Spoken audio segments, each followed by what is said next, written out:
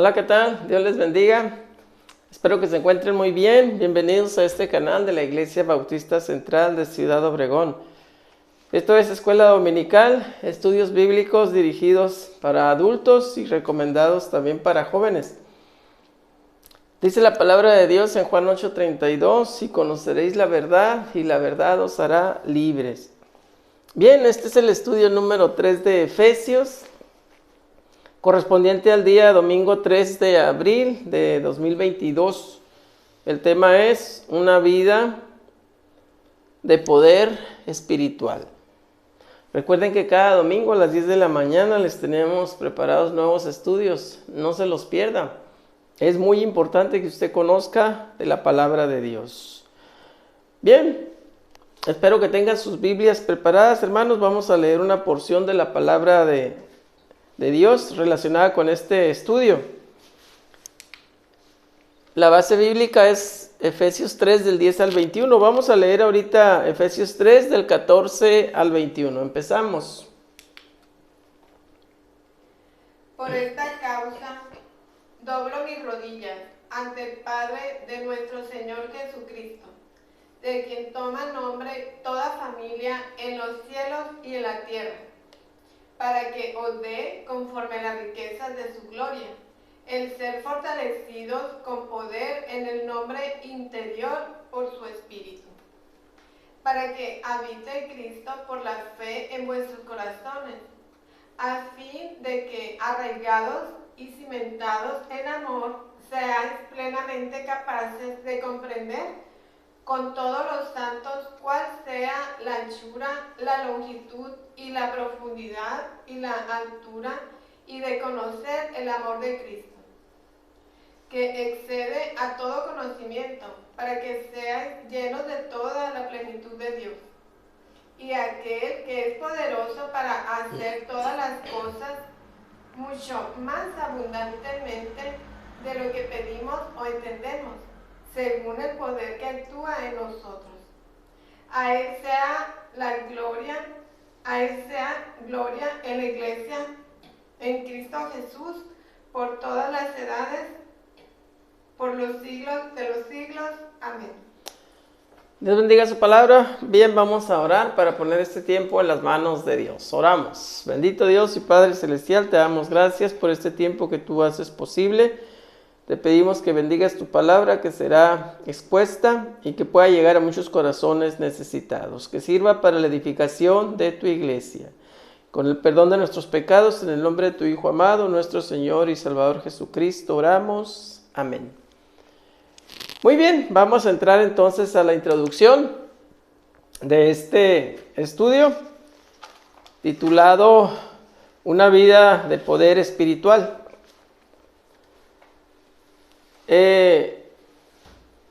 En este tiempo, Pablo, el autor de la carta a los Efesios, se encontraba preso. Aquí tenemos una imagen que más o menos lo representa, preso en Roma. Se supone que la carta a los Efesios fue escrita mientras Pablo estaba en esta condición en Roma, ¿verdad?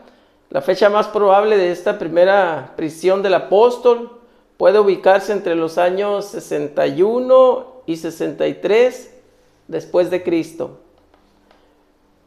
Como notamos al leer en Hechos 28, versículo 29 y 30, ahí lo puede checar usted, las condiciones de esta prisión de Pablo. Esto le permitía al apóstol reflexionar profundamente sobre los distintos aspectos de la vida cristiana. Entonces, esto era un punto positivo a su favor, ¿verdad? Porque allí estaba encerrado y podía, decimos, reflexionar profundamente. Efesios es justamente uno de los resultados más brillantes de dichas reflexiones, ¿verdad? Por lo que notamos, por lo que leemos, por lo que descubrimos en esta carta a los Efesios. Muy bien, vamos a entrar al análisis del texto bíblico. Se divide en 3 subtemas. El primero es el poder de la iglesia para proclamar. basado en Efesios 3 del 10 al 11, y aquí tenemos el versículo 10. Dice, para que la multiforme sabiduría de Dios sea ahora dada a conocer por medio de la iglesia los principados y potestades en los lugares celestiales. Bueno, aquí Pablo, tal y como hemos visto, se consideraba un instrumento de la revelación de Dios. Así es, ¿verdad? Pero creía firmemente que la iglesia en su conjunto, fíjese bien, la iglesia, al ser depositaria de dicha revelación, podía y debía proclamarla también, ¿verdad? Esta revelación de Dios. Al hacerlo así, la iglesia da a conocer la multiforme sabiduría de Dios, como dice ahí, está subrayado, ¿verdad?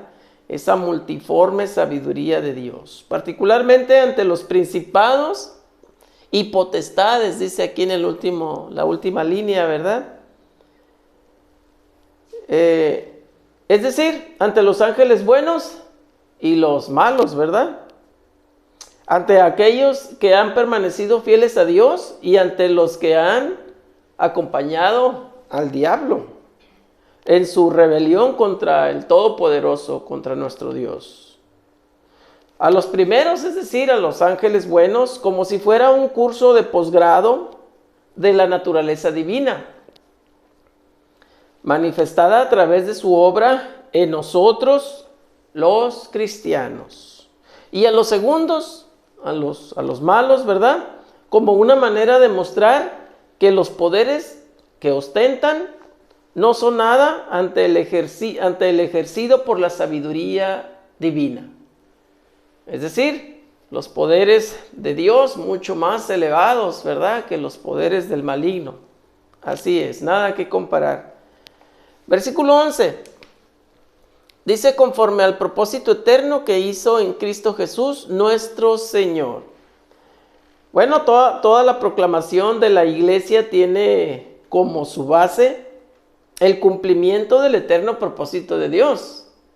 Fíjese bien, el cumplimiento del eterno propósito de Dios, que ha sido hecho posible mediante el Señor Jesucristo. Aquel que no solo es Señor del universo en general, sino que lo es particularmente de la iglesia, ¿verdad? Nuestro Señor Jesucristo. ¿Cuál es ese propósito eterno de Dios? Bueno, reunir en Cristo todas las cosas, ¿verdad? Reunir en Cristo todas las cosas, ese es el propósito eterno de nuestro Dios. Subtema 2. Libre dentro de la cárcel. Así se titula, ¿verdad? Libre dentro de la cárcel. Bueno, basado en Efesios 3 del 12 al 13, y aquí tenemos el versículo 12, dice, en quien tenemos libre acceso con confianza por medio de la fe en Él. Bueno, Pablo estaba prisionero en Roma, decíamos, ¿verdad? Pero nadie podía impedirle su acceso a Dios. Estaba prisionero físicamente, su cuerpo, ¿verdad? Pero su espíritu estaba en constante comunicación con Dios, ¿verdad? Es por eso que podemos decir que Pablo estaba libre también, ¿verdad? A pesar de encontrarse preso. Es importante destacar el significado de los términos griegos traducidos con las palabras libertad y acceso, libre y acceso, como está ahí subrayado. El término traducido libertad significa literalmente hablar de todo, como dice aquí, ¿verdad? Libertad en el sentido de hablar de todo, es decir, libertad en el uso de la palabra, ¿verdad? Por lo que en primera instancia se refiere a la libertad en el uso de la palabra, tal y como aparece en Hechos 4:29, ahí lo puede checar usted. De allí deriva la idea de tener confianza, como dice también, ¿verdad?, aquí el versículo. Y así se traduce, por ejemplo, en 2 Corintios 3:12 también, y 7:4. O sea que el uso de esta palabra, libertad, ¿verdad? Estamos con la palabra libertad, indica que Pablo podía dirigirse ante Dios con toda libertad de palabra. Así es. Estando preso físicamente, ¿verdad? Pero con toda libertad de palabra, con toda confianza también. Así es. Nada le impedía esa comunicación con Dios del apóstol Pablo, ¿verdad? Y en cuanto al término traducido acceso, la otra palabra significa literalmente que conduce, ahí dice, ¿verdad? Que conduce a, o que lleva ante la presencia de, ¿ok? Ese es un acceso, ¿verdad? En el Nuevo Testamento aparece solamente en 3 pasajes, en Romanos 5:2, Efesios 2:18 y Efesios 3:12, ¿ok? Un estudioso de la Biblia, William Barclay, nos informa al respecto que Jenofonte, aquí lo tenemos escrito, Jenofonte, el historiador griego que fue discípulo de Sócrates, fíjese bien, de Sócrates, utiliza la palabra para referirse a la audiencia que procuraba tener un personaje de parte de Ciro. Nada más que Ciro, el rey persa, fíjense, nada menos que ese gran personaje, una audiencia ante el mismo rey persa. O sea, que Pablo, a pesar de estar preso, tenía convicción de que tenía asegurada la permanente audiencia de Dios. Qué gran privilegio, ¿verdad? Tenía esa firme convicción Pablo, que tenía una permanente audiencia ante nuestro Dios. La idea de libre acceso tiene su importancia en relación con la gracia. Tenemos libre entrada a la presencia y al reino de Dios en virtud de la gracia salvadora de nuestro Señor Jesucristo. Es decir, una vez que hemos aceptado, que hemos reconocido que Jesucristo vino a este mundo y murió por nuestros pecados, le hicimos Señor y Salvador de nuestra alma, tenemos libre acceso, libre audiencia ante nuestro Dios, ¿verdad? Audiencia de nuestro Dios. Versículo 13. Por lo cual pido que no desmayéis a causa de mis tribulaciones por vosotros, las cuales son vuestra gloria. Bueno, aquí el noble espíritu de Pablo puede captarse en el hecho de que exhortara a sus lectores a que no se desanimaran al pensar en las tribulaciones que estaba sufriendo en la prisión. Que no se desanimaran. Pablo animando a la iglesia, ¿verdad? Es cierto, Pablo estaba sufriendo prisiones muy fuertes sobre sí. Pero como ya hemos visto previamente, todo contribuía a la gloria de los lectores. Acá dice, las cuales son vuestra gloria, ¿verdad? Pablo era un cristiano coherente.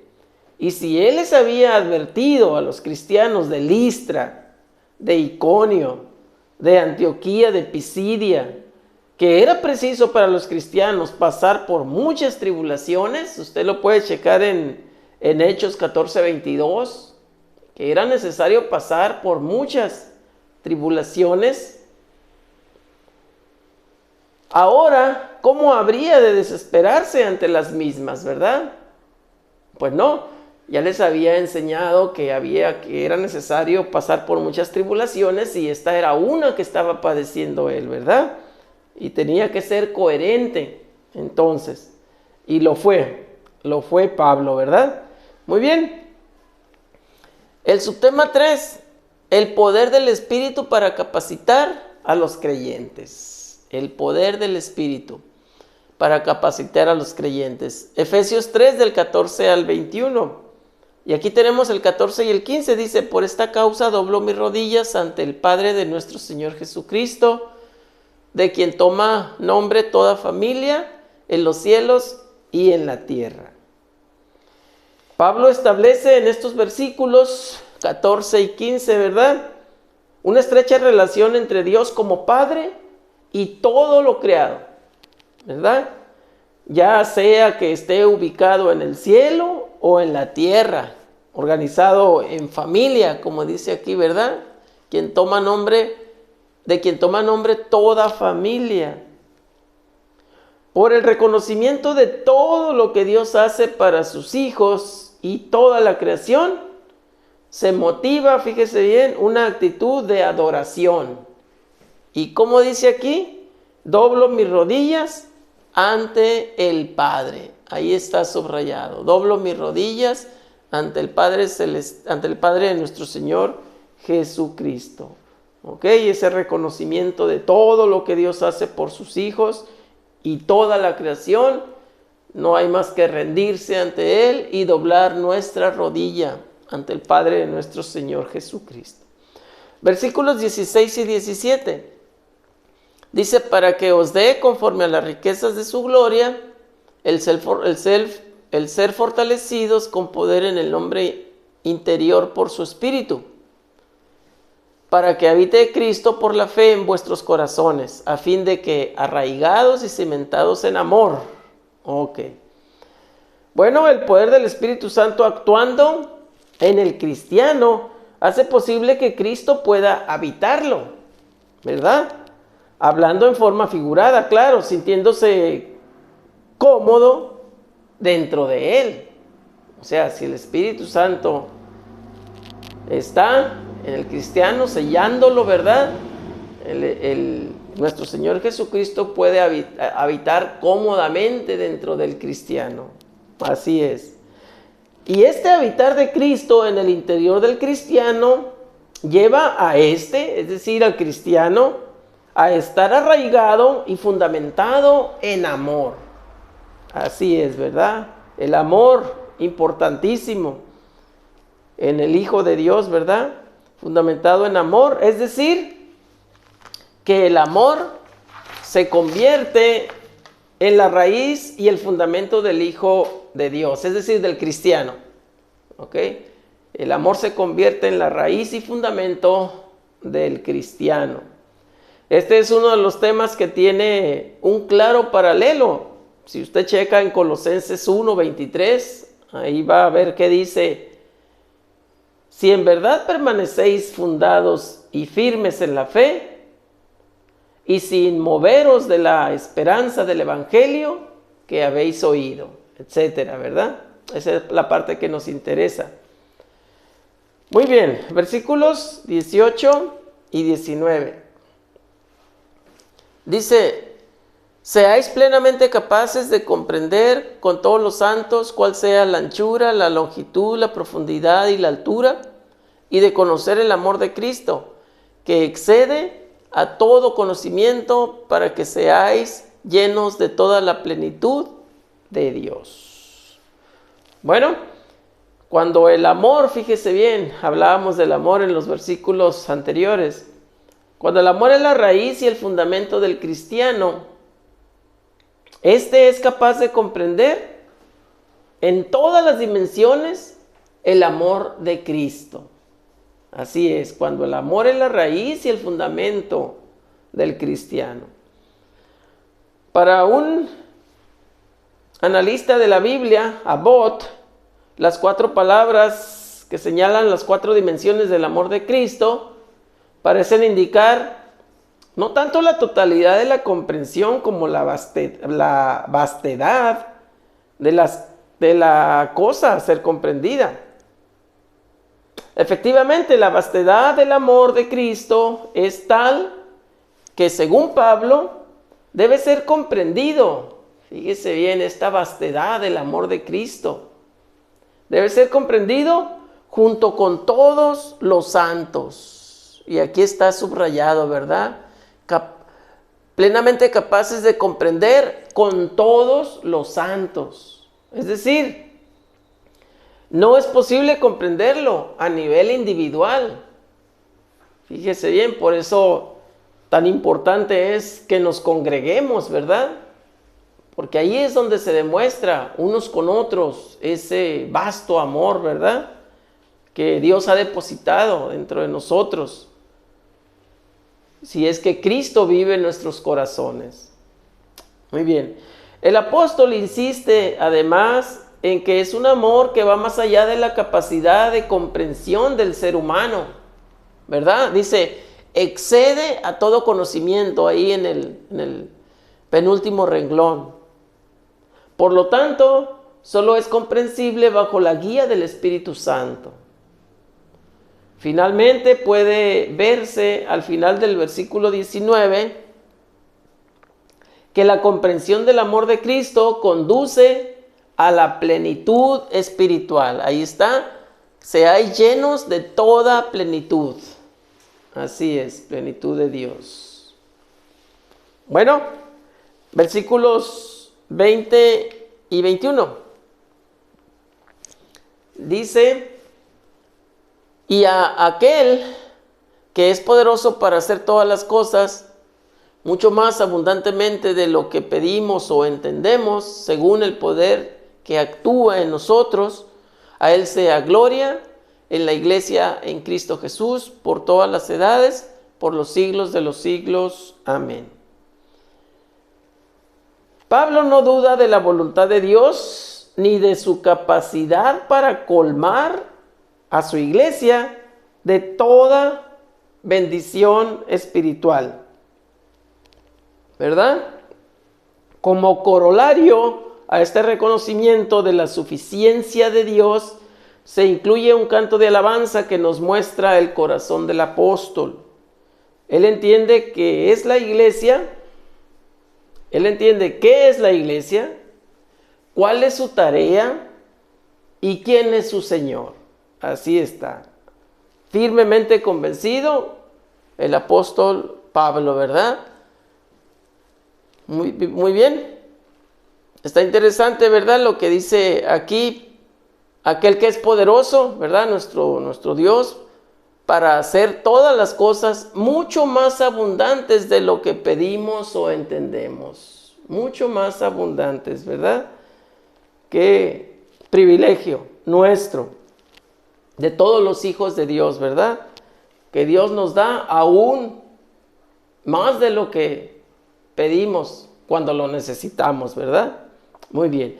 Qué conclusión tan emocionante para la que viene a ser la primera parte de la epístola, de esta carta, ¿verdad? Aquí Pablo concluye su tesis doctrinal sobre la maravillosa obra redentora de Dios en Cristo Jesús. Obra redentora de Dios en Cristo Jesús.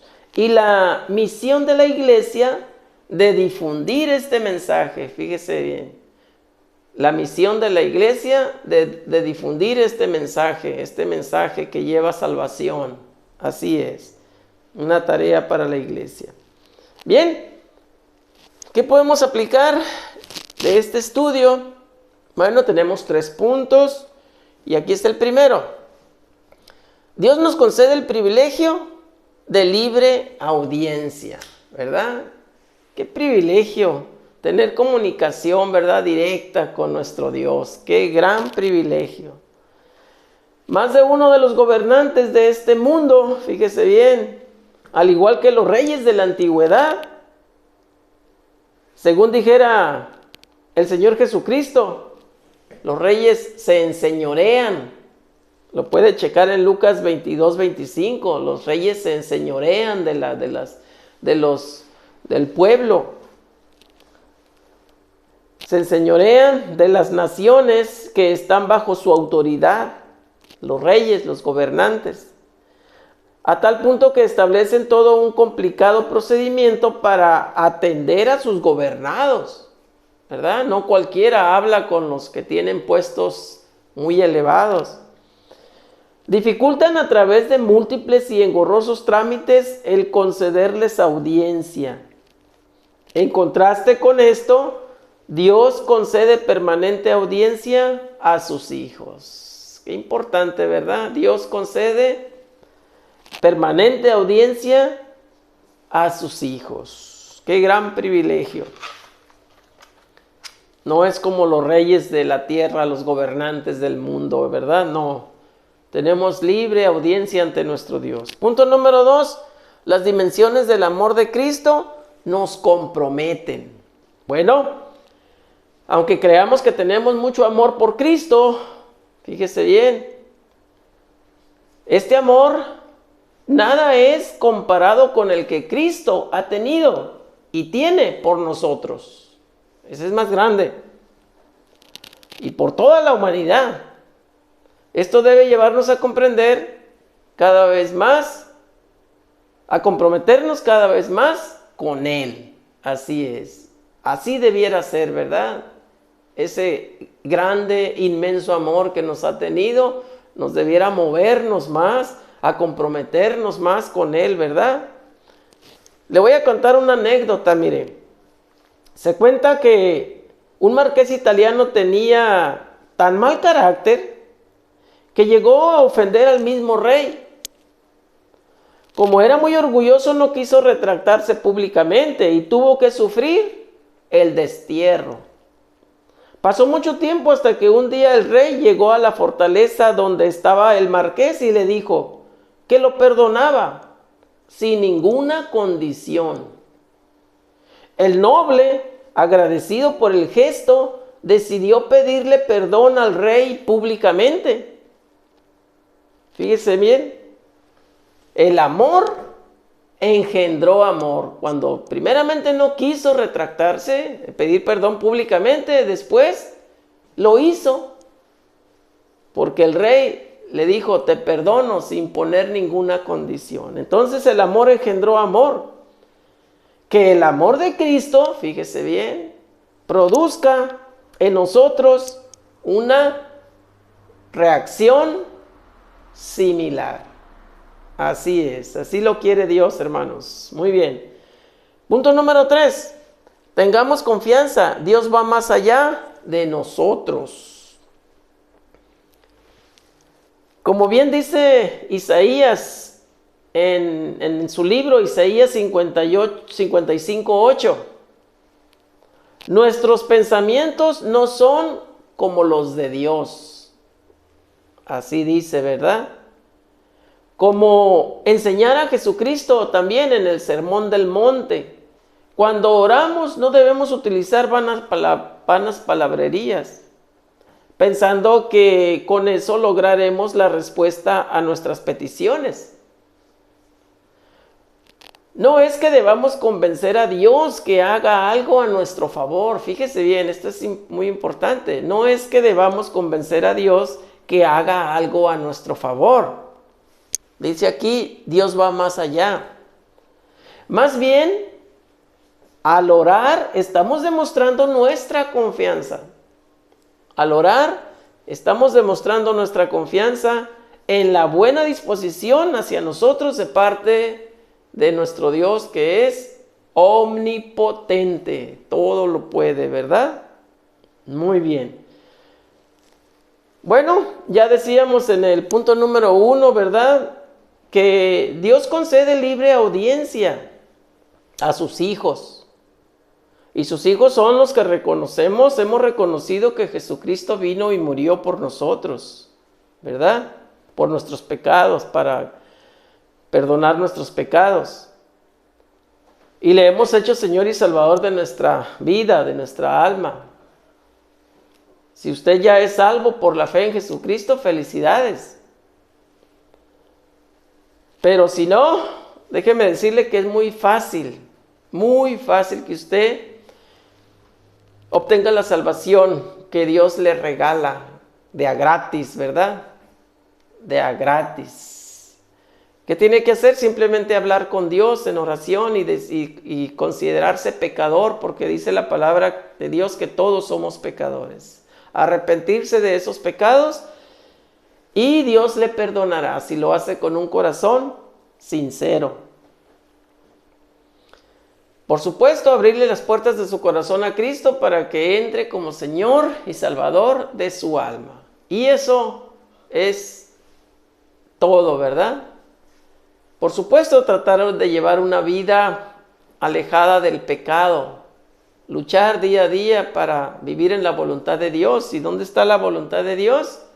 En su palabra, en la Biblia. Qué importante es hacer esta profesión de fe. Lo más importante que toda persona puede hacer en toda su vida. Aquí abajo le dejamos más información de esto último que le hemos dicho. Atiéndalo si no lo ha hecho, de verdad, que es lo más importante que usted podrá hacer en toda su vida. Muy bien. Gracias por haber estado con nosotros. La invitamos a seguir en contacto por este mismo medio el próximo domingo a las 10 de la mañana. Le tendremos un nuevo estudio de la palabra de Dios. Vamos a orar para así quedar despedidos. Bendito Dios y Padre Celestial, te damos gracias por esta tu palabra que ha sido expuesta. Te pedimos que puedas seguir llegando a muchos corazones necesitados y siga sirviendo para la edificación de tu iglesia. Con el perdón de nuestros pecados, en el nombre de tu Hijo amado, nuestro Señor y Salvador Jesucristo, te lo pedimos y te damos gracias. Amén. Hasta la próxima. Dios les bendiga.